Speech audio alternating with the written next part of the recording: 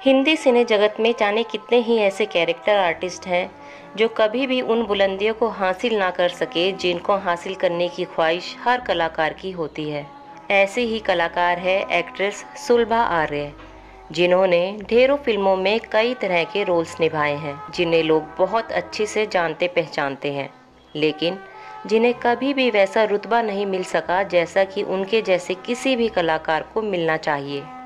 15 जुलाई 1950 को सुलभा का जन्म मुंबई के दादर में रहने वाले एक महाराष्ट्रियन हिंदू परिवार में हुआ था। स्कूल के दिनों में सुलभा एक्स्ट्रा करिकुलर एक्टिविटीज में हिस्सा लेने लगी थी। अपनी कॉलोनी में होने वाले सालाना कल्चर इवेंट में भी सुलभा आर्य अपने बचपन में ड्रामों, सिंगिंग और डांसिंग कंपटीशन में पार्टिसिपेट जरूर करती थी।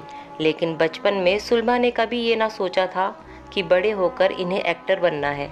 ये तो पढ़ लिख कर एक टीचर बनना चाहती थी। कॉलेज के दिनों में ही इन्होंने आसपास के गरीब बच्चों को इलाके के पार्क में बैठाकर पढ़ाना शुरू कर दिया था। छोटी सी उम्र से ही इन्होंने नज़र का चश्मा पहनना शुरू कर दिया था, तो कॉलेज के दिनों में ही ये टीचर जैसी दिखने भी लगी थी। कॉलेज में इन्होंने सिर्फ पढ़ाई की, नाटकों से इन्होंने खुद को पूरी तरह से दूर कर लिया था और अपना पूरा ध्यान अपने ख्वाब को पूरा करने में लगाया था, जो था एक बढ़िया टीचर बनना। पर चूंकि डेस्टिनी ने इन्हें धरती पर भेजा ही था एक एक्ट्रेस बनने के लिए, तो हालात कुछ ऐसे बने कि टीचिंग के साथ साथ ये एक्टिंग की बारीकियां भी सीखने लगी।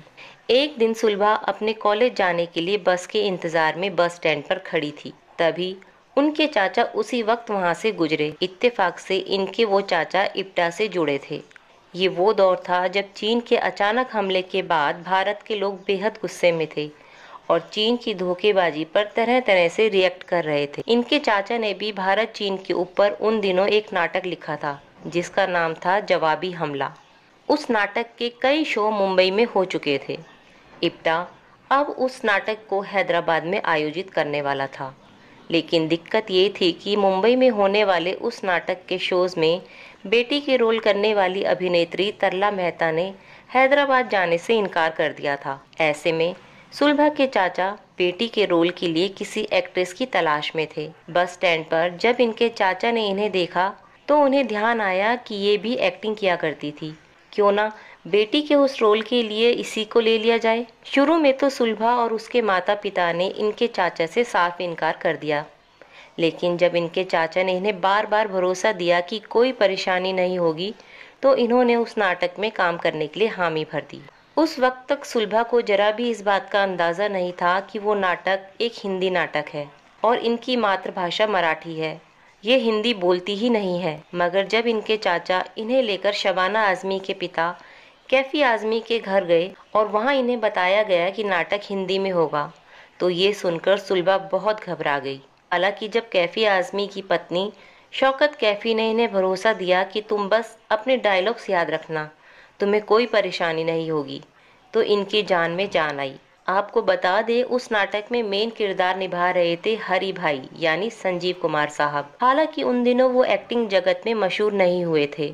सुलभा ने जब इप्टा के नाटक जवाबी हमला में काम किया था तब उनकी उम्र 17 साल थी। उस नाटक के सिलसिले में मुंबई में सुलभा का मिलना जुलना कई लोगों से होता रहता था। इसी नाटक के दौरान इनकी मुलाकात इरशाद एहसान से हुई। इरशाद भी उन दिनों एकदम युवा थे। सुलभा और इरशाद दोनों एक दूसरे को पसंद करने लगे। आखिरकार दोनों ने घर वालों की रजामंदी से जयपुर में आर्य समाज मंदिर में शादी कर ली। इरशाद एहसान ने अपना नाम बदलकर ईशान आर्य रख लिया और सुलभा बन गई सुलभा आर्य। ईशान आर्य आगे चलकर फिल्म इंडस्ट्री में एक नामी सिनेमेटोग्राफर बने। एक इंटरव्यू में सुलभा ने बताया था कि चूंकि ईशान एक मुस्लिम परिवार से थे, तो शुरू में सुलभा के घर वालों ने ईशान संग उनके रिश्ते पर सख्त ऐतराज किया। सुलभा का परिवार ईशान संग उनकी शादी के एकदम खिलाफ था, लेकिन जब इनका परिवार ईशान से मिला तो उन्हें ईशान का व्यवहार बहुत पसंद आया और उन्होंने ईशान और सुलभा की शादी को आर्य समाज के रीति रिवाजों से किए जाने की शर्त पर इजाजत दे दी। ईशान से शादी के दौरान सुलभा एमए कर रही थी। शादी के बाद सुलभा ने बीएड किया। क्योंकि उनके पति ईशान आर्य इप्टा से जुड़े थे, तो शादी के बाद सुलभा भी उनके संग थिएटर में एक्टिव हो गई। जब ये बीएड कर रही थी, उसी दौरान इनका बड़ा बेटा समीर आर्य जन्म ले चुका था। समीर आर्य आज के दौर के एक बड़े सिनेमेटोग्राफर हैं। कोयला, कोई मिल गया और शूट आउट एडवरडाला जैसी फिल्मों की सिनेमेटोग्राफी समीर आर्य ने ही की है। बीएड पूरी करने के बाद सुलभा आर्य ने टीचर बनने के अपने सपने को कुछ दिनों के लिए जिया और उन्होंने मुंबई के एक सरकारी स्कूल में टीचिंग की। इसी दौरान इनके दूसरे बेटे गौरव आर्य का जन्म हुआ। आज गौरव आर्य एक एक्टर है और हॉलीवुड फिल्मों की हिंदी डबिंग भी करते हैं। सुलभा आर्य ने अपने करियर में लगभग 100 फिल्मों में काम किया है। फिल्म कल हो ना हो इनके निभाई कांताबेन के किरदार को कौन भुला सकता है। कल हो ना हो में ये इक्का दुक्का सीन्स में दिखी है, लेकिन फिर भी इनके सीन्स दर्शकों को हमेशा के लिए याद रह गए। सुलभा आर्य ने टीवी पर भी काफ़ी काम किया है।